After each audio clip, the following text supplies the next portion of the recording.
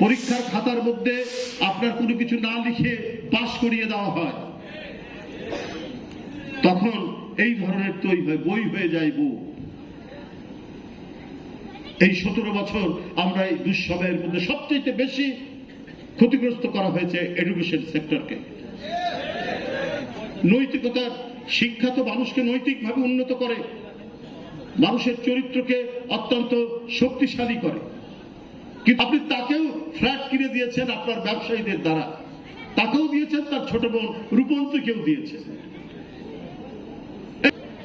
ভাগ্নিটা MP হয়েছে, তাকেও ডুবিয়ে দিলেন। লন্ডনেও দুর্নীতির আপনাদের কি বলে যে ওখানে হলো, দুর্নীতিকে রপ্তানি করে দিলেন, আপনার দুর্নীতিকে সেখানে রপ্তানি করে দিলেন। 28 লক্ষ কোটি টাকা যে পাচার করলেন, করেছেন তো এইভাবেই করে গোটা জাতিকে আপনার একেবারেই জ্ঞান শূন্য, গোটা জাতিকে অন্ধকারের মধ্যে ফেলার যে উপক্রম সেইটা আপনারা একবারেই সম্পন্ন করেছেন। দরকার টেলিভিশন, উপস্থাপিকা, মিডিয়া সবকিছু শেখ হাসিনা কিনে রেখেছে, সবকিছু শেখ হাসিনা নিয়ন্ত্রণ করছে। এটাই তো ফ্যাসি সরকার, তাদেরকেও তো মাথার মধ্যে রাখতে হবে। কোনোভাবেই যেন আপনারা সংস্কার করবেন করুন, কিন্তু এমন সংস্কার করুন যাতে আর কোনোদিন ফ্যাসিবাদের উত্থান না,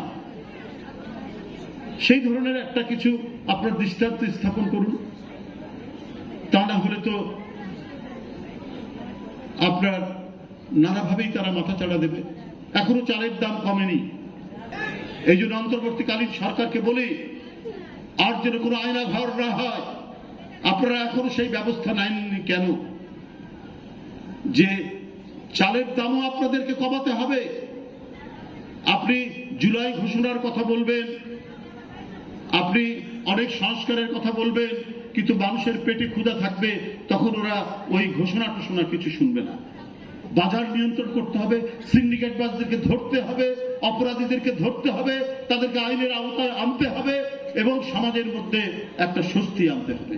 এবং যে যন্ত্রপাতি দিয়ে শেখ হাসিনা ফ্যাসিবাদ তৈরি করেছে, সেই যন্ত্রপাতি অর্থাৎ আপনার আইন শৃঙ্খলা বাহিনীকে সংস্কার করতে হবে, যাতে তারা যেই হোক না কেন তার উপর যেন কথায় কথায় গুলি না চালায়।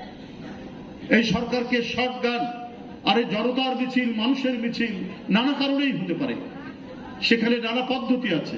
টিয়ার গ্যাস মারতে পারেন, সেখানে লাঠি চার্জ করতে পারে, কিন্তু মিছিলের আওয়াজ শোনার সাথে সাথেই আপনার শটগান দিয়ে গুলি করবেন।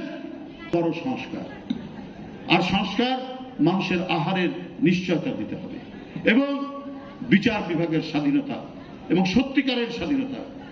একজন নিরীহ মানুষ সে যদি অত্যাচারিত হয়, তাহলে সে যাতে আদালতের আশ্রয় নিতে পারে।